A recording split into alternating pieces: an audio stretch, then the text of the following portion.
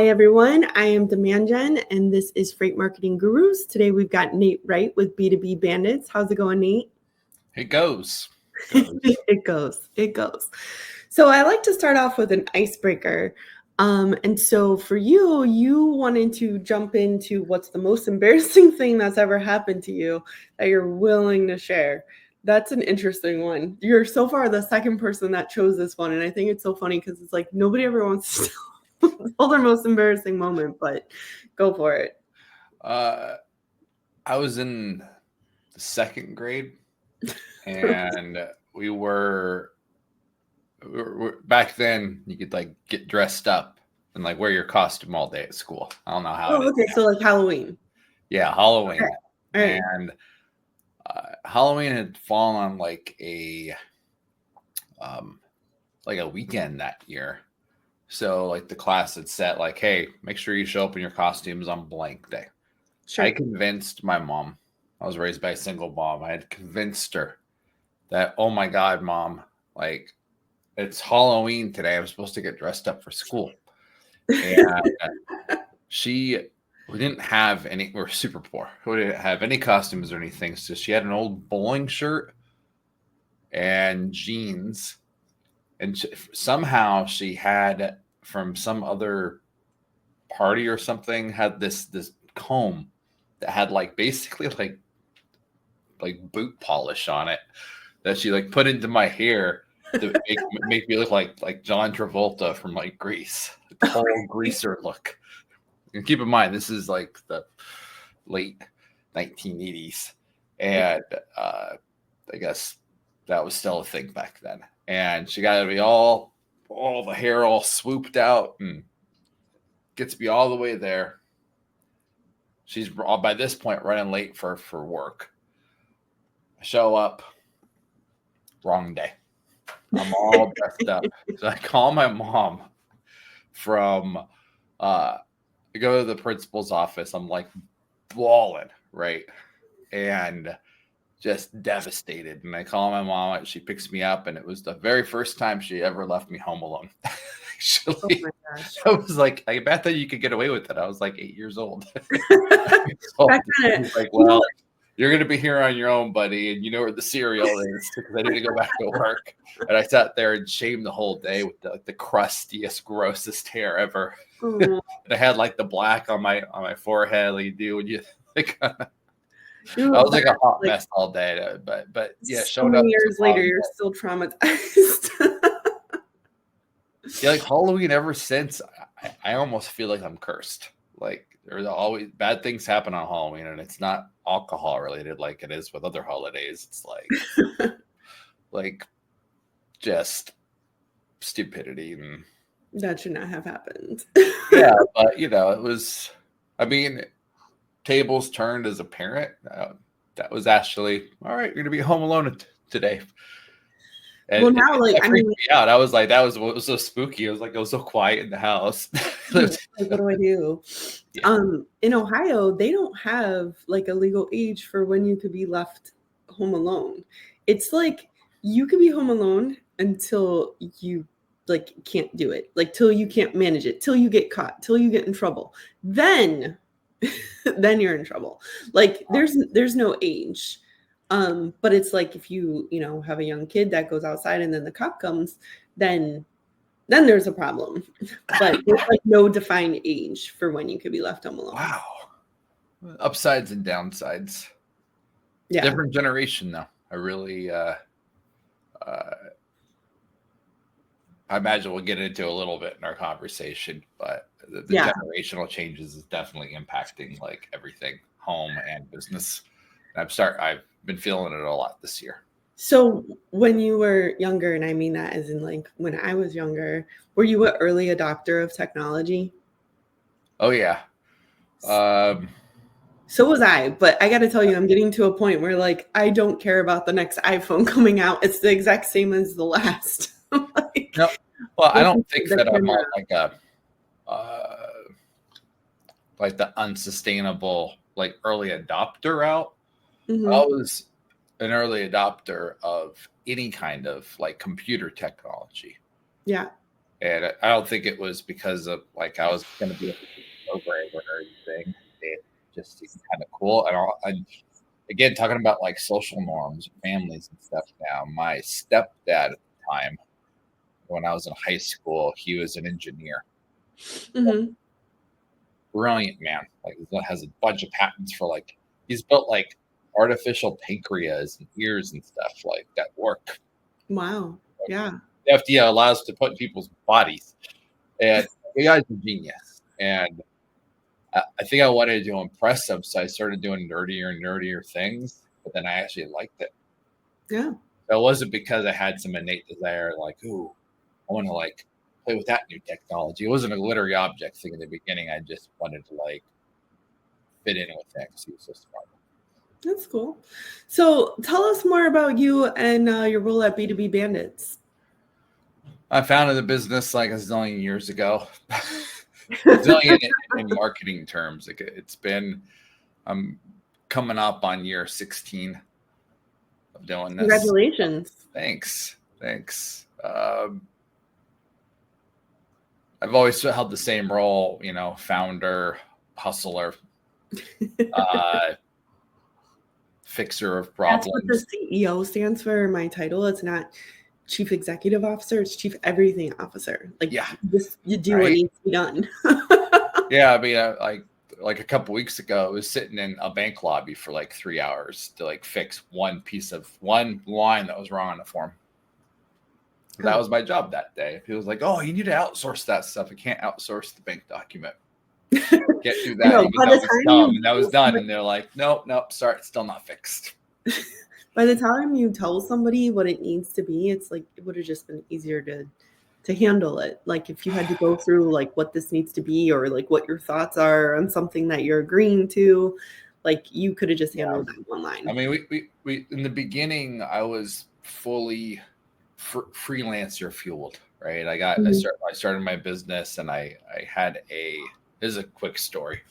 Sure. So I worked a trade with the Seattle Film Institute. It was a film school up there that taught mechanics, like how to use cameras and all that. And they were kind enough to say, "Hey, if you hook us up with some marketing, we'll let you have the attic of this old like outbuilding they had." It was it's probably $1.5 million house now, but it was like an old beat up moldy building. So we got the attic space, what I would bump my head on because it was like angled, and we needed interns. And I was like, you know what? We're a creative team. Let's do this in a creative way. So I actually put out an ad on Craigslist. I'm like, hey, I want interns, marketing interns. Ideally, if you know how to do any of these couple of things, and it was all either creative or website stuff, technical or sure. And no resumes allowed. Please don't send me your resumes. If you send me your resume, you're not getting invited. And I held to that, and I still hold to that. I still have that rule today. And bring something to the interview that creatively represents you. Oh. And 3 things happened. One gal showed up in a superhero costume, like a Comic Con costume. One guy brought his guitar and played a song that he wrote on the spot. Oh. And in the middle of the song, he was about 2 minutes into the song, he was just like vibing, jamming about marketing, and we were called Savor the Sound back then because we were in a lot of music marketing. And he's like, and this damn jacket's cutting off my circulation. And he's like, yeah. I said, dude, like, why did you wear a sports coat, bro? This is Seattle. Like, no one wears that. It was an interview. I wanted to be fancy. And he had this like, yeah, but we actually coat. Another guy shows up with a Christmas tree, and he brings his bag in, this big black bag. He brings it in, sets it in the middle of the room, and we're all like, he already had built up the suspense. And I was like, wow, checkbox there, built up some suspense. And he opens it up, and it was a little Charlie Brown Christmas tree that had the little ornaments attached to it. Mm-hmm. Like, so how does this creatively represent you? And he says, and he was from Spain. He's like, this, and Christmas, people sit around the tree. It's like the center of their attention. And when I'm in a room, that's how I feel. Like the center. I'm like, yeah, we're done. I am the center of attention. Yeah. So, but But I love that approach. I mean, the whole story is awesome. So, what happened? Who got the internship? So, I hired 4 people. This is back when I had trouble saying no to folks. One of them designed our first logo, which we kept for years. Another one, and they ended up being a graphic designer at like one of the big 5 agencies. So they're out earning me now. They're doing great. Another one, the guitar player, his name is Willow John. He and I, years later, reconnected, and we shot a travel documentary pilot that actually got pitched to the Discovery Channel. It didn't get picked up. It wasn't unique enough. So it was fun, but him and I like spent 6 weeks on the road going coast to coast in my little 1990 Honda. Her name was Shaniqua. Yeah, so we with like no budget, we had no money. We got stranded lots of places. Like he ended up becoming one of my best friends. One of them ended up in a mental asylum. One of their friends called up like a month into it and said that they had like slipped off the. Yeah, like all sorts of things happened. It was like, yeah, but that's one. I didn't know anything about mental illness. The door. I mean, I think that's awesome. So you don't take resumes today. You're like, hey, come in and tell me or show me who you are or something. It's not what do you look like on paper. Exactly. It's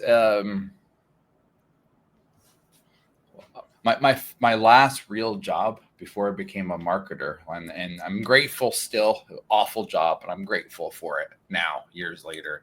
Is I was a headhunter for Kelly Services, which is a Fortune 500 company staffing firm, and I had to learn how to sell to big companies. Say, hey, you need to spend $30,000 to hire this person.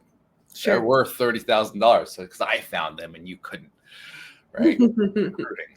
and then I also had to like interview candidates all day. This was like in 2007, 2008 during the financial crash. So I had like people crying on the phone, but they taught me how to sell. And one of my mentors there told me that a resume is a list of reasons to say no. Resume is a list of reasons to say no. Yep. And that is very true. And actual executive headhunters do not use resumes. There'll be 5 bullet points and an intro. Okay. Then I got to know, how does somebody set themselves apart, get their dream job, get into the companies they want, if like the first step is the resume? If it's an automated application system, sometimes you might have to use it, but ultimately an intro from an employee inside the company already is always going to be the best thing. Yeah. And a lot of folks that I talk to feel embarrassed or they feel like they're cheating if they don't do it that way. But if you want to fight and chance, you have to. Yeah. You have to. You know, I was a single dad for like 13 years before my lovely wife decided I was worthy of marriage. And when you're like that survival situation, this is not about following rules. It's if you think you are the best person for it, you just got to get after it. And I don't think that's changed at all. I think methods of communication have changed, and you can be a lot creepier about it. So I'm digitally stuck with key tracking technology, and here's my pitch. So I got to ask you this question because you have some background here, and I had heard this on the radio the other day that a person used ChatGPT to create their resume, submitted it. They did like maybe an AI analysis. This resume was fantastic, right? But should that resume be kicked back? No, because I mean, at the end of the day, I don't think that AI generated messaging is the villain of the story of marketing, especially for, I mean, I'm a writer. It's like my primary is strategy and writing, like business and entrepreneurship, like falls 3rd or 4th on the list. I I felt very threatened by it in the beginning, but at the end of the day, it's just another tool.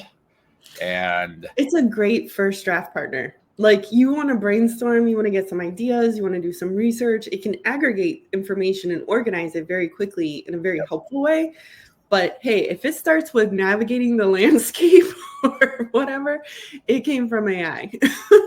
yeah, but I mean, at the end of the day, it all depends on what the job is. If I'm hiring a salesperson, if they don't find a way to find my phone number and get into my voicemail box, then they're not getting hired. There's Yeah. no way, because I expect that little level of being relentless. Yeah, you want to Not see that. annoying. There's another agency guy, Dan Englander, who runs the digital agency growth podcast. He owns Sales Key, but great dude, smart guy. He used to always say that I hope you don't mind me being professionally persistent. Yeah. That's what he used to say. But I've stolen that since. So yeah. Yeah, I saw this video the other day too, where they were talking about the sales email, and he was like, just following up and like, no, don't say that. And then like what language to use. It was like wondering when you might have an answer on next steps or something, and just being like forward and like getting rid of some of that language where it's like just following up to see if you have any questions. And then you sound like you're desperate and like, no, like, you have a solution for these people. Like, you should be like, hey, I have what you want and need. I need to communicate it in a way that I have what you want and need, and not be like, oh, just following up. Do you have any questions? Wanted to see, I catch myself in like this scenario all the time. Is like, what's the right words? And you're a writer, so I'm sure you've got all kinds of. I mean, on that. we literally spent the rest of the podcast just going over that. Like, Oren Claff, the guy that wrote Pitch Anything, is an old mentor, an old boss as well, and he would. I mean, I think it was more showmanship, but at the time when I first started learning from him, when he spotted desperation in messaging and in sales language, he would be like, "No." Because in his case, he was teaching people how to pitch to rich folks with deep pockets, aka venture capitalists and Sure. private equity firms, institutional banks, and desperation. No. I think that frankly, in 2024, the answer is one that people don't like, and that's if you don't have something new to bring to the table, something new that's actually useful to the prospect or interesting or entertaining, it checks some sort of emotional trigger, then Right. you don't say anything. You don't say anything. And that's difficult because I've had those follow-up emails, even a really short one. I was like, hey, ninja kicking this to the top of your inbox, whatever, right? And I've gotten responses off stuff like that. But at the end of the day, people are so obsessed with getting any response, especially when they're being ghosted. That's why that template exists, as people are getting ghosted. Just like in dating, would you get away with that if you're like, trying to find a life partner, right, or maybe just a short-term romantic partner? You think it's gonna help? Is like, No, I think what I would do is probably ask for another date or something. Like, not say, hey, just follow up. I'd be like, hey, what are you doing Tuesday? Love to take you out and I don't know, take you out to lunch. I mean, it could be that, and it could be just something like, I think there's a lot of texture and weird little details that are communicated in conversations and in emails and stories that when you pick up on it, like you need to find a foothold in those initial interactions, or a foothold or a nugget, something right that have for the follow-up. to have for the follow-up. So if I find out, like, one of the campaigns we're running right now for ourselves, we call it, instead of Operation Dumbo Drop, anyone old enough know what that is, it's Operation Donut Drop. Okay. So we're going old school and finding people that are not quite driving distance from me or my business partners down in LA, and saying, hey, I want to send you off with some donuts, right? Going old school. And you're dealing with more traditional businesses that actually still have an office and may have a gatekeeper or a secretary or an office manager. It's really important, right? But when I look at sending donuts. What's that? So you're sending donuts. Yeah. Okay. Yeah. I mean, people are dropping $250 for an appointment right now. I figure it's worth, $20 of a DoorDash fee. Sure. And the actual donuts to be able to build up enough reciprocity bias, aka guilt trip them into taking my meeting later. I think it's worth it. Yeah. Well, I mean, you kind of talk a lot about unconventional strategies here, from hiring to sales approaches and follow up, everything like that. Could you share some examples of what that looks like in today's sales landscape, in addition to what you just said in terms of, instead of just following up or sending donuts, what other nuggets do you have? So unconventional strategy, I think the best example of it, and the one that if you see anything that I write on LinkedIn or on our newsletters or blogs, it tends to be quite militant. I'm ex-military, so I can't help myself sometimes. Thank you for your service. We just had Veterans Day. Yeah, it was yesterday. No one wished me happy Veterans Day yesterday. I was devastated. Really? No, I was not devastated. It's been so. I'm a veteran too, and for the first time, I got to go to my kids' Veterans Day assembly for the first time in my life, because I've always been that busy mom, and that was like the most, humbling kind of experience. You're there with other veterans. These kids put on this really nice show. It was just so sweet. I had like tears in my eyes, because it's like, this is what I fought for. Like, to hear the kids read their speeches about freedom and service, I'm like, this is amazing. This is why I signed up. Sorry, totally other direction. But I've known you for how many years, and I did not know that about you. Yeah. Yeah. What branch? I was in the Army National Guard. Got it. Yep. Yeah. Well, so you did real work. I was in the Chair Force, aka the Air Force, middle management. Boom. Yeah. Yeah. So unconventional. I think a lot about the movie The Patriot with Mel Gibson. Okay. And so much about what drove that plot forward in that movie is, back then they would stand a line of one army, and the other army would stand in a line, and they would shoot at each other, and whoever had the most standing when it was done was the winner. And that's how barbaric it was. And it wasn't even that long ago. We're talking 300 years ago, less, 175 years ago. And Mel Gibson, his character, had come up through the French and Indian War, which was it was guerrilla style. And the movie is based on a guy that was called the Swamp Fox. So and the British hated him because he wasn't following the rules. He'd be like, well, I don't have enough people to go head to head with you. I'm going to go hang out in the swamps where all my guys know where everything is. We're going to use the swamps, and we could actually use that because we're smaller groups. You can't take an army through a swamp. It wouldn't work with all the gear and cannons and all of that. And he would pick at them and poke at them and peck at them. And it was, frankly, it wasn't like he racked up a big body count, but he was disruptive. And and then eventually in the end, the Chris Cooper's character comes up to another great actor. It's like, hey, I need your guys to stand in a line for me and actually go old school. This last big battle, we need the bodies. And none of his soldiers wanted to do it.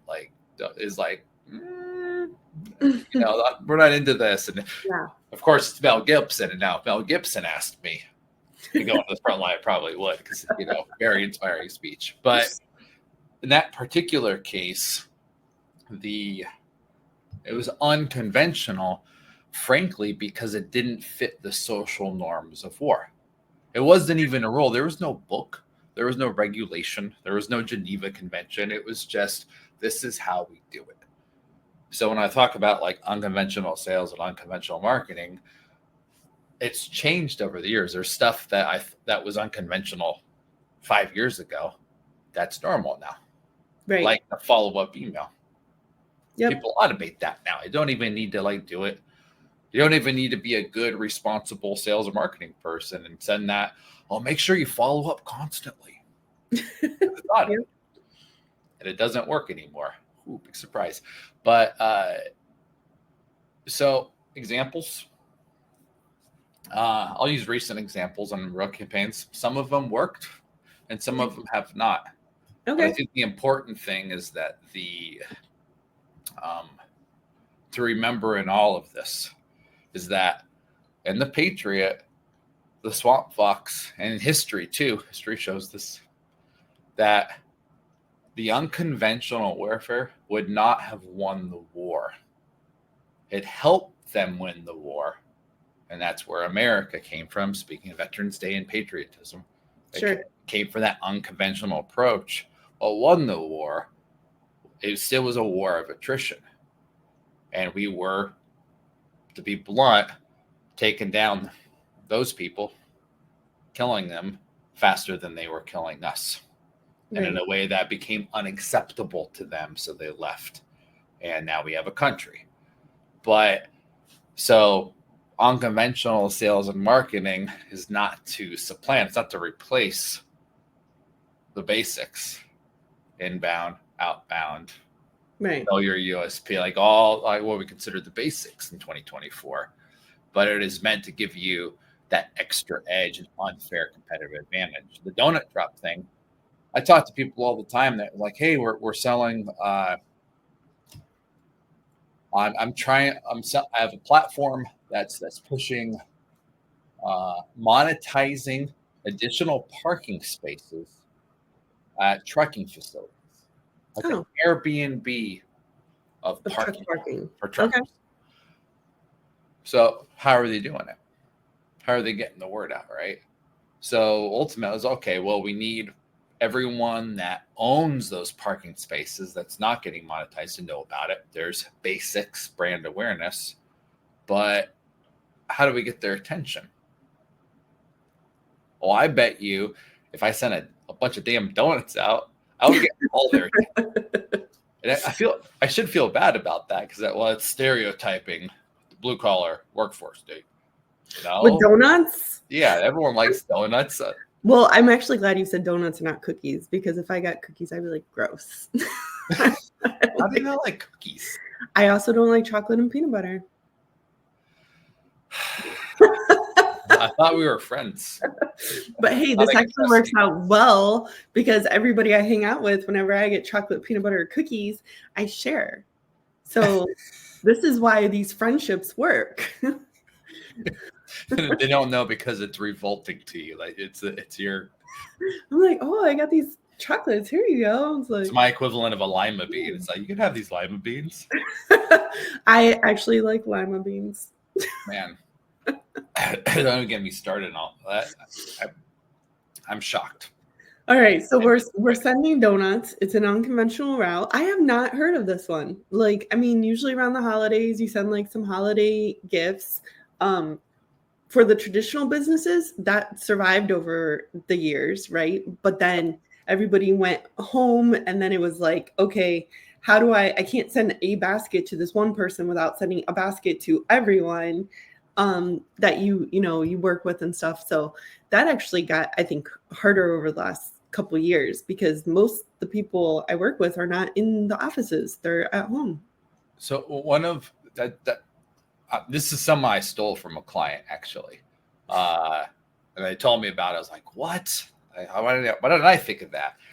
They were it was a client that was in the business of they're in the logistics space, but on like the VC side, right, the banking side. They wanted to get in front of the money, and back in the day, the way to do that was with the steak lunch. You get free steak, Mm-hmm. like a nice lunch somewhere. You pitch the project you're doing, whatever thing you're trying to do, and you do that enough times, and you get someone to open up their wallet, and then that person goes and spreads it through their golf course buddies, and now you've got some capital coming in. Well, Yeah. during COVID, that wasn't happening. So this guy was like, "Oh, it's easy." Like, he immediately thought of the answer. He's like, "I'm just gonna say I'm gonna invite you to this webinar. I'm gonna email you a DoorDash code for $30, and you get to order in. So Yeah. go on DoorDash." And he actually gave them instructions. He walked them through it. It's like, go to this, grab something you want, have it delivered here, use this code. Lunch is on us. Yeah.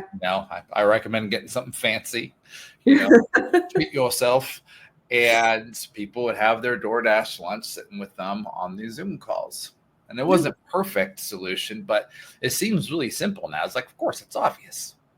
If you're going after like rich people, you're already going to pay like $50-$60 a plate. Sure.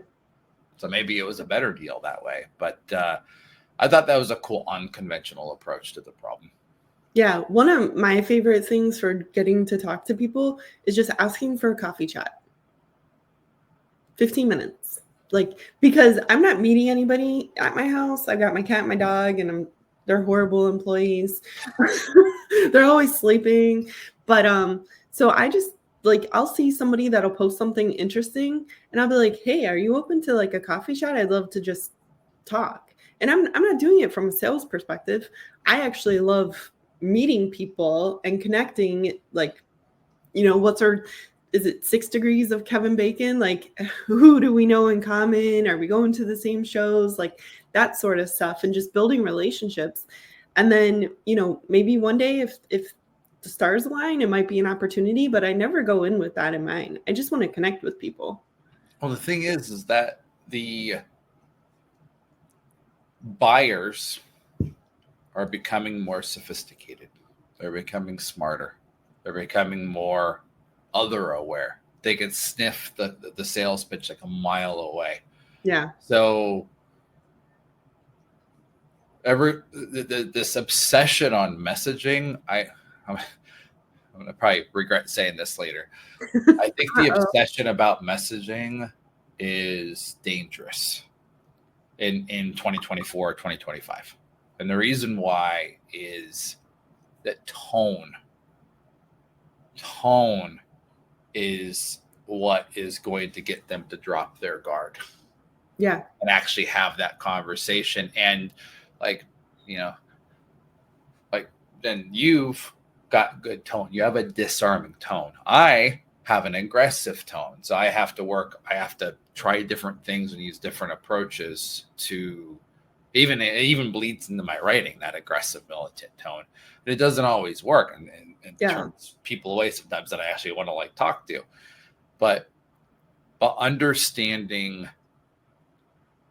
at a core gooey emotional level what it's going to take to get someone to even open their ears or their let's skip beyond booking demos and appointments, right? How do we get them just to read, just to skim it? That's the big challenge now. I need them to skim this long enough so they maybe might understand and maybe find a reason to care about it enough to actually click on the next button or reply or talk. So getting them to drop their guard is an emotional thing. And so much of it is about tone. And sometimes tone, I don't know if you've read the book, Never Split the Difference, the FBI hostage negotiator. Great, Chris Voss, great book. I don't think all of the lessons translate as clear over to sales as it's made out to be. But one of the things that's interesting is Chris Voss talks about the late night radio DJ voice. Now, that's his tone is real smooth. It's pacing, it's slow, almost puts you to sleep a little bit, but it's disarming.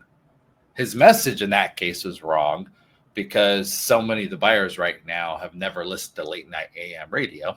I have. like when I was a kid, Oh, a million years okay. ago. But like that's not a thing anymore. So if he adjusted his message a bit, it'd probably land a little bit better. But the idea of tone is so important, and so The much argument I have really with my husband all the time. Like, it's not what you said, it's how you said it. But how do you do It that? really works. And Tony Robbins says communication effectiveness or impact is 80% tone and nonverbal versus 20% what you actually say. And it's so true, because I mean, you could say fine, you could say fine, like, you know what I'm saying? Like, there's so many ways you're saying the same word, but it means something completely different based on your intonation.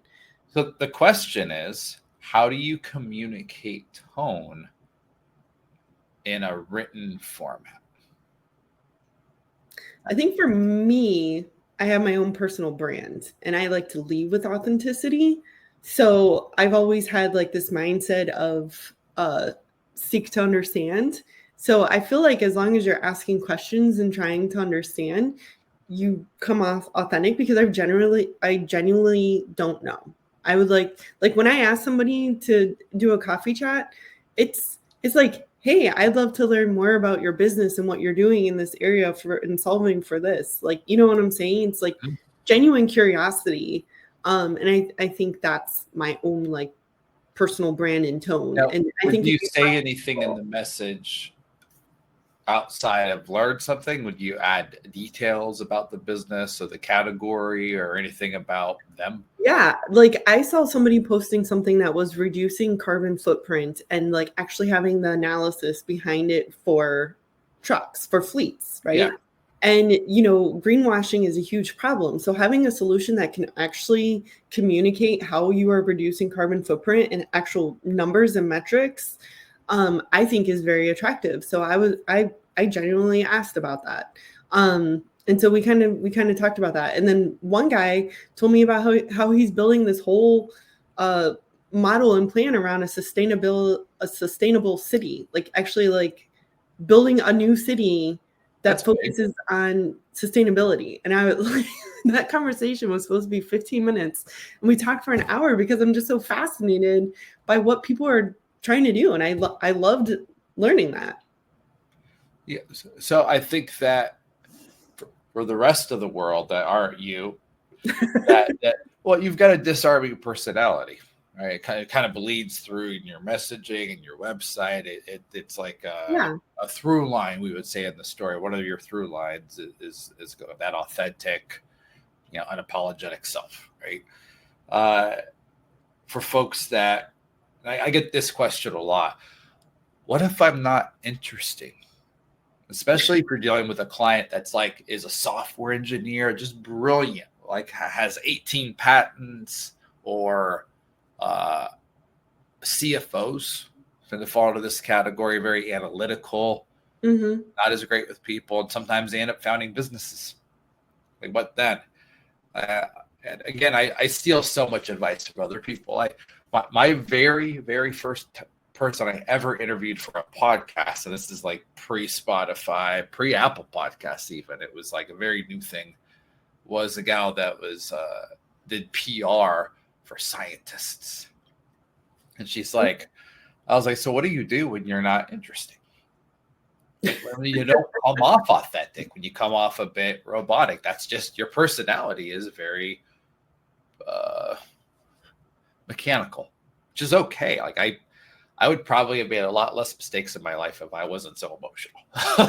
Be real about it, right? I mean, business and in my personal life. So what then? You know what she said to me? Her name was N. Lammers. That was her name. Ed said to me, she's like, "Oh, that's easy, Nate." It's like, why don't you ask me a hard question? Just hire someone that has personality. That was her answer. And I was like, come on. But what do we see now? Especially in software. Brand ambassadors. Yeah. Companies that are run by boring people with that discipline to build a business are hiring undisciplined people, the Nates of the world, with the personality to rep their brand. I mean, there might be brand ambassadors, but I think that I think it's a criteria to get hired to be just hired in general. You have to be able to talk about the business. You have to be able to have conversations and build relationships. You have to be able to go on the podcast. You have to be able to speak at the industry shows. Like, I think it is a new criteria to the job today to have a personal brand. That's, by the way, another unconventional approach is when folks go in and they either buy or they earn or both their way into a speaking slot at a conference, and they set up their deck, they get their leave behind brochures, they're checking all the boxes, right? So how do you do that in an unconventional way? And it's that specific situation.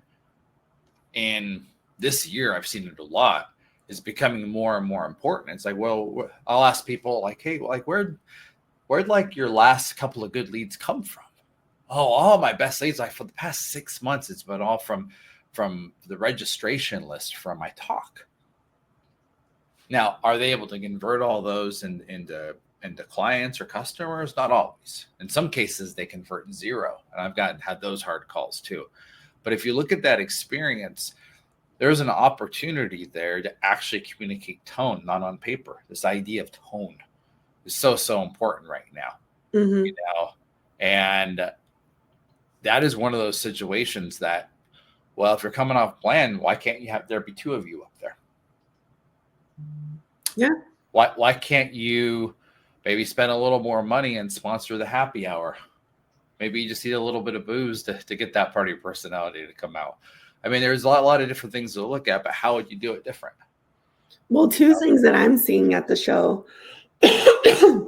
One is podcast pop-ups. So if you go to a show, instead of paying for a spot to speak at the show, they're setting up podcasts right in their booths. They got booths. They're like, hey, people walking by, you want to jump on? And people are like, oh, that sounds cool. Can I do this? And it's like, yeah, just jump in and start talking and tell us who you are and what you do and, you know, all this stuff. And so I've seen a lot of that pick up, which I think is crazy because I went to a show and there were just podcasts everywhere. And I'm like, boom, like, you know, they'll typically say the transportation industry is behind. There's so many podcasts. And if podcasts were leading the way in marketing, there's a ton. I was actually a late adopter in getting a podcast. But I take my own little spin. I wanted to make sure I was providing value. And so I really want to talk to marketers in transportation and logistics and share nuggets from other transportation and logistics marketing people like yourself. The other thing, and I don't want to like toot my own horn on this, but you brought up happy hour. So creating opportunities to get people together. So started a passion project with Nate Johnson from GLCS. It's called Freight Movement. And what we do is local geographic industry events where like not everybody gets to go to these shows. So it's like, you know, you might have all these companies, transportation, logistics in one area, one concentrated area. And we invite everybody we know from that area and get them together. We have a corporate sponsor. They cover like the food and drinks and everybody gets to mix and mingle. It's the happy hour at the show without the big show and all the big expenses. Now we still support the big shows, but now when you do these local industry ones, you go to the big show and, you know, 50 more people there, which is massive because how do you meet people? So-and-so introduces me to so-and-so and tells me about so-and-so and this opportunity. And, you know, it's all about having the opportunity to have a conversation. And so happy hour, that has been blowing up too, having, you know, those events around the shows as well as just local events to get people together that normally don't get to go to the shows. Yeah, no, I mean, you know, I'm a believer in it, right? We're in our own happy hour series. I think we're up 100 plus events now you've produced over the years, and most of them have been that category. Yeah. Event. Like it used to be easier to run a renegade event at conferences too. So like, you know, hey, you go to the bar, it's like, hey, I'll drop $1,500 on the bar the table right now on a Tuesday night, a slow night. and you just invite people Yeah. to that place. And if you do it well, then you got a packed house, and it's the party like that. It's the invite only party. Everyone bummed out that they missed. Right. But nowadays, I'm starting to see the bigger conferences buying up every venue just to make Well, sure that or all so the many attention is on them. companies. That or so many companies are trying to do these events that it's like there'll be 7 different ones on one night, and it's like, which one do we go to? But the thing is that is where that idea of unconventional strategy comes in. So if you look at it, it's like, okay, none of those are available. Let's just take those off the plate because they're all homogenous. Everyone's doing the same thing. So what do you do different? How can you make it different?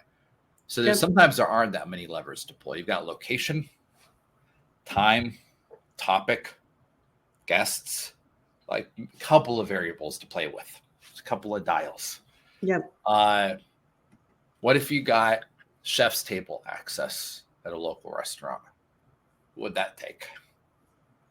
It'd be a more intimate. Your competition is gonna say, "Hey, like the chef at this chef like had a Michelin star at his last thing. It's just a little itty bitty table in the back of a busy kitchen, but do you want to come? Like, yeah, but you just saved that really for your experience prospects. Yeah, it's really but cool. Cost wise, it ends up penciling out to be about the same. It's just the pitch is different, and what I see over and over and over again, and I see it myself too, is when you're striving to be different or to stand out or to do it in a different way because whatever you're doing isn't working or your competition is on that bandwagon. Maybe your competition copied you and the whole approach, the whole style.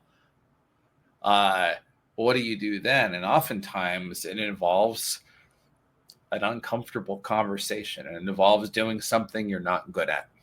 Yeah. And that willingness to actually be, we opened this call with an embarrassing moment.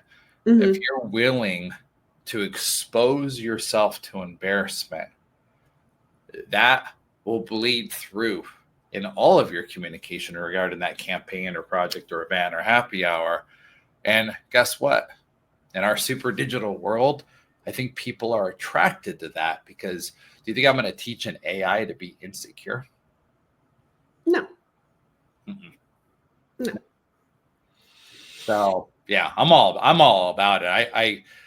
I wish that happy hours would become the norm because I just like going to happy hours. I do well for me. But. Right. No, I think they're great. I mean, that's when like you go to the show and you're running to the sessions and you passing by people and you don't stop and have a conversation. It's not till the happy hour that you get to meet people. But even still at the larger events, there could be thousands of people there. And you might meet 20, but if you go to an event that's more intimate, 50 to 100, you're probably going to meet 50 to 100 people. Yeah. So yeah, but I had asked that question earlier in our conversation about like how do you communicate tone and writing? Because you've got that little interaction, and it might be less than 100 words exchanged. Okay, sure. A micro interaction, right? A micro engagement. No cards are passed. No one's scanning each other's badges. It's a real human conversation. But you remember them. You write it down. You follow up with them, right? I think that the easy button for a follow-up and to communicate that authentic human tone has to do with pacing. It has to do with slowing things down. And that is hard, especially if you're not in charge of the business. It's so hard to be like, hey, boss, I think the most important thing we could do right now to close more deals this quarter is to go slower. And well, honestly, if you focus on quality over quantity, you're going to see better results. Because if you focus on building the relationship and nurturing it and moving that one forward versus trying to nurture and build 1,000 and use ChatGPT for your messaging and have no authenticity and have no personalization and have no, like, not focused on like learning who they are and what their challenges are and communicating how you can help solve their problems. And if you just focus on talking about yourself and like you're not going to get anywhere. But if you focus on really learning like 5 companies, the people there, what their challenges are, and then communicating how you can help solve their challenges and make them rock stars, you're going to have more success versus putting out mass communications with no personalization, no understanding, no authenticity.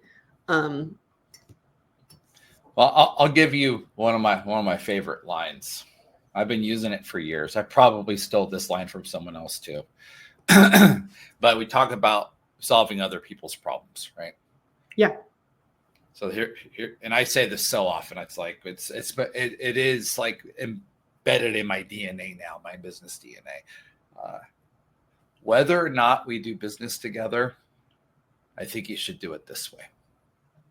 Whether or not we do business together, you need to do it this way. And in certain cases, I'm dealing with a really strong personality. This was a sales call last week. It's like, oh, that's too expensive, blah, blah, blah, blah, blah. And I was like, hey, dude, whether or not you hire me, you will fail if you do it this way. And I like you, and I don't want to see you fail. Yeah. No, I really like that. Yeah, I mean, and what that does is that detaches from the outcome. That's a James Clear thing, the guy that wrote Atomic Habits. He talks about you set your goal, you like reverse engineer what steps and habits you need to build to get to that goal, and then you detach from the outcome. So by detaching from the outcome, like, hey, whether or not we do business together, you just seem kind of cool. You mentioned that smart city thing, or that just sounds effing cool, right? Right? Like, how do you even do that? That's a like futuristic. I know. Movie with Scarlett Johansson and Ewan McGregor, The Island. Oh, my wife. It was not a good movie, but it was that like perfect city. Right.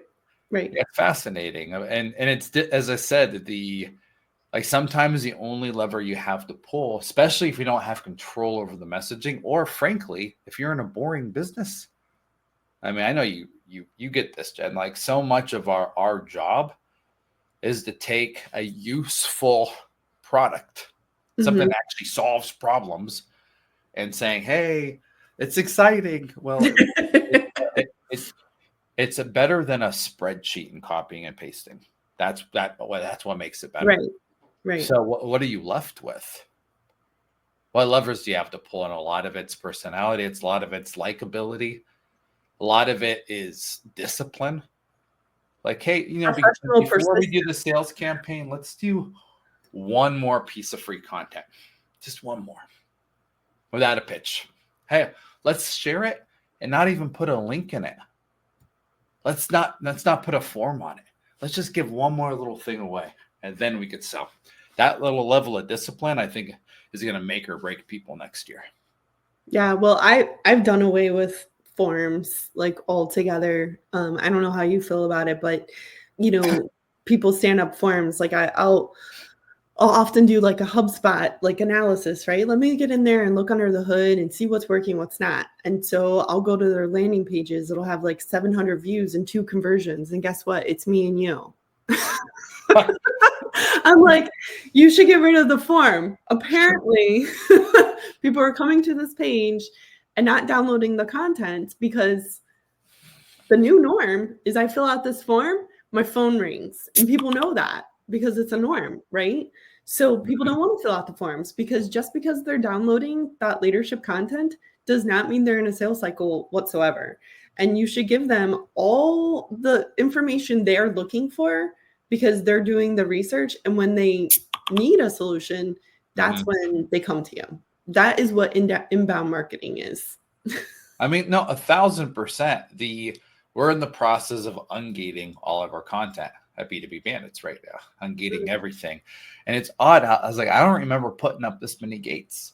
Like, oh crap, that ebook is like, you have to fill out a form to get to that. I don't remember setting that up. Like, I've basically built so many walls that it's not there. And another thing, and this is something that I'm trying to embrace. It's difficult because my clients and my prospects all want more certainty. They want more tracking. They want that analysis. Mm-hmm. But in a human to human interaction, do you want to, like, if you were in like a face to face with someone, it's like, hey, do you mind like putting your like thumbprint on this for me, please? Like I need it for tracking. So I'm going to sacrifice a human relationship that may not lead to a sale, but might lead to 5 referrals so that I could track it. Yeah. So am I willing to sacrifice the comfort of certainty in my data and my analytics for the sake of the relationship? So when you start reframing things that way, it's like, well, what do I do then? How do I measure it? You don't. Do you? Well, I think there's your cash register ringing or it's not, but yeah. Well, I think, there's different things that you could measure that would demonstrate improvement, right? So it's like go page visits or clicking on the CTA. Clicking on the CTA means they downloaded it, right? If there's no gate, they clicked on the CTA, they downloaded it. Now you can put that in your lead score model, right? Like you could still track stuff to some degree, but having them fill out the form and then saying if they download this piece of content that's a white paper, high level thought leadership, top of the funnel, we're going to score that at whatever and send it over to sales is wrong. You have to think of the entire journey. And I think capturing, so how'd you hear about us in the sales conversation is probably the most beneficial metric to capture, right? Oh, I saw you on Google, I saw you on LinkedIn. Yeah. Right. Like, how'd you hear about us? Oh, I got your email. I saw something on LinkedIn. Then you can capture that. And then you could say, okay, now we can apply the ROI to that channel. But like, I would forego some of the tracking to get the results. I agree with you. I mean, I'm in the email space. We disable open and click tracking. No, and it started out, to be honest, as just a deliverability thing. It's like, if I really want this email to get in this person's inbox and like share my product story, this is what I need to do. But then I started getting more organic replies where it forced me to go to the uncomfortable space of no tracking and to look at things more holistically. So instead of saying, okay, hey, Nate, what's the ROI on my email channel? Hell if I know, man. What's the ROI in your marketing efforts? So if you spent, $83,242.22 on marketing, how many new sales did you get? Like, how many conversations did you have? How many people tried it out? How many people tried it out and left? But like at the end of the day, it's that overall effort, because there's no way to. It's okay that it's not measurable, but it all comes down, and this is very much a founder problem. As a founder myself, I battle against it all the time. It's like, I feel like I'm flying blind. I wish I just knew. I wish I knew why people are ignoring my messages now. I wish I knew why this last quarter was so bad.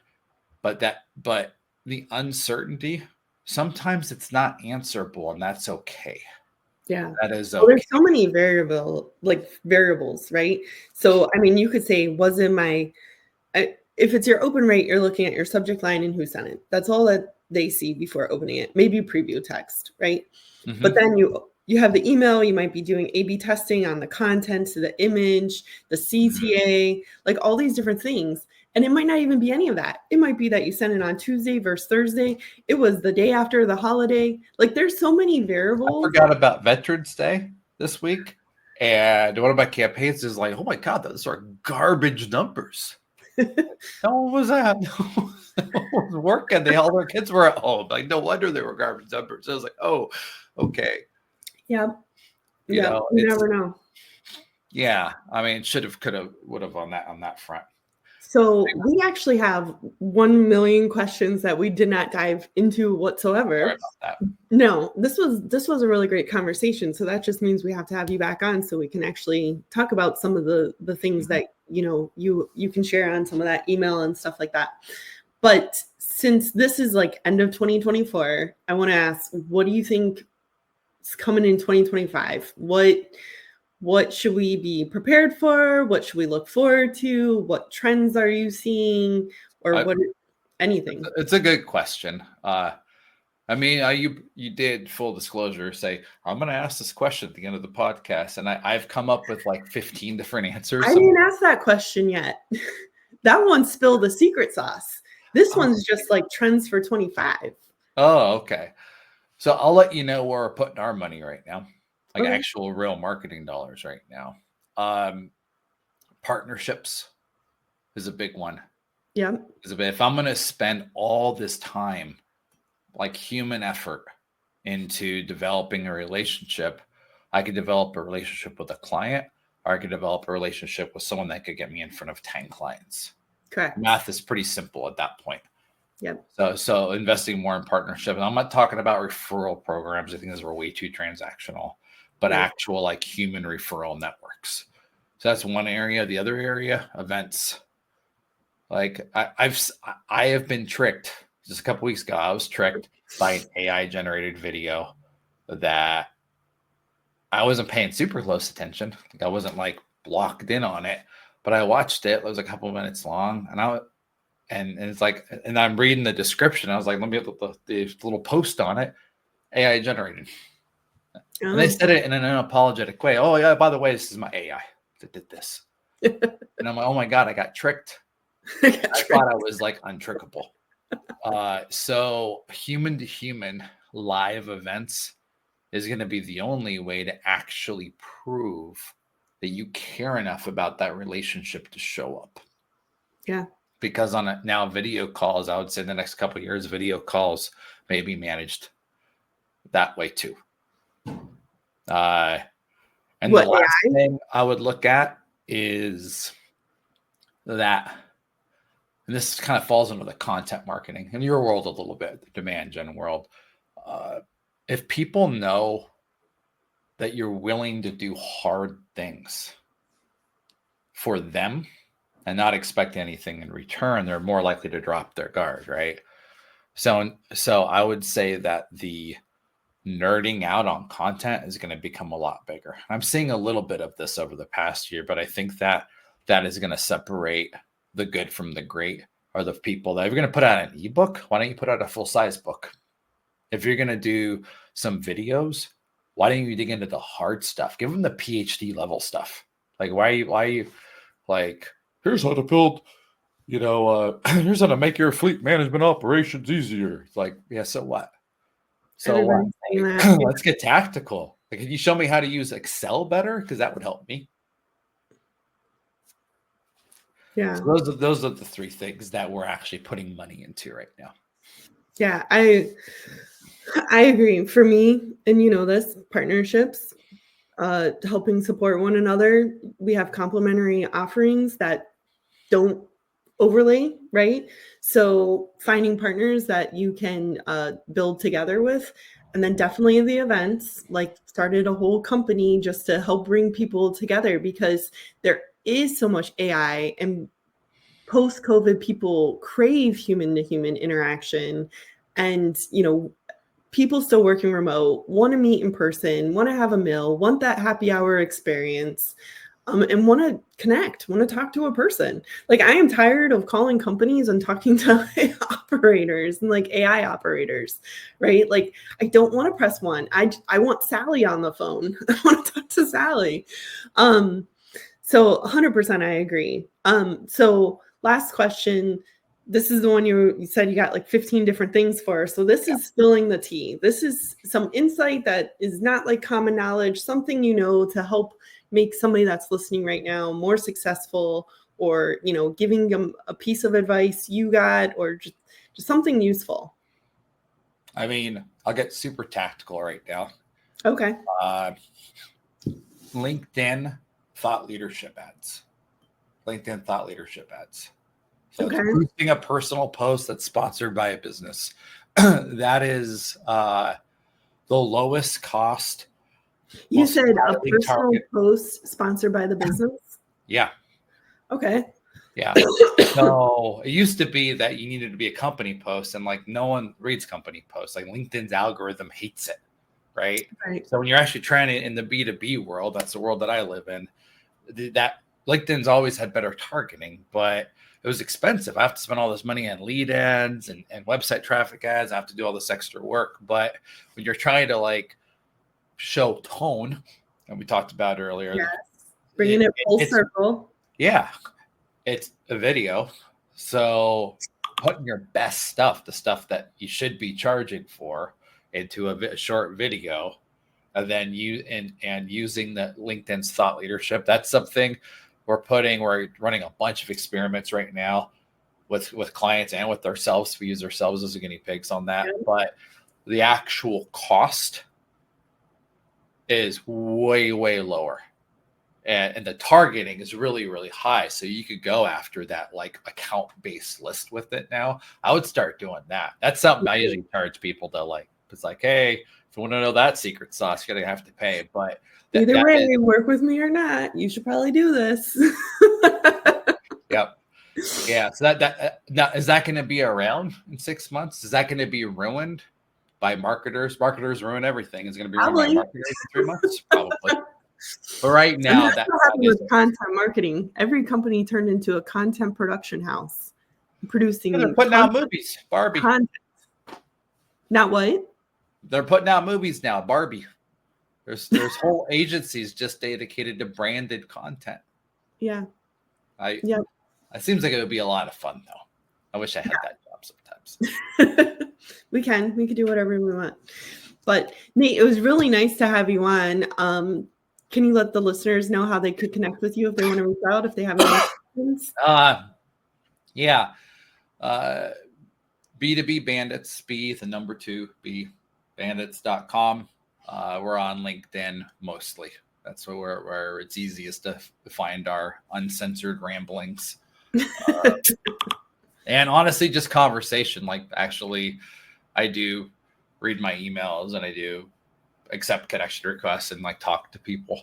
I actually like that about my job. It's not always profitable activity, but that's where I steal all my best ideas from those conversations. Right. That's why I have these conversations. It's like doing research. It's different, right? It's still like content marketing, but instead of reading the blog, instead of watching the video, I'm having a conversation with Nate Wright, and I'm learning all these little tidbits and nuggets and secrets. Yeah. And now I got to go look into LinkedIn ads, boosting personal ads from companies. Thought leadership ads. Leadership ads. So it allows you to play in the ad game with a lot less money. Okay. Yeah.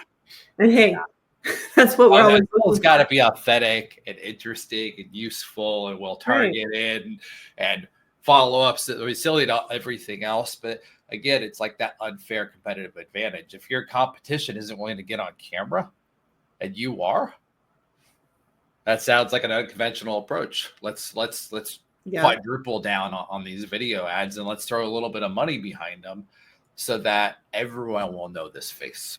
Buddy. Recognize this face. All right. Well, thank you so much for coming on. I enjoyed the conversation. We're going to have to reschedule and continue the conversation because we've got so much more we could dive into, so much more information and wisdom that you have that you could share. And we've got to extrapolate that. I already told you I'm emotional. That boost of ego is going to like foul up my whole week now. Look at you. You're the center of attention. Thanks, Nate. All right. Cheers.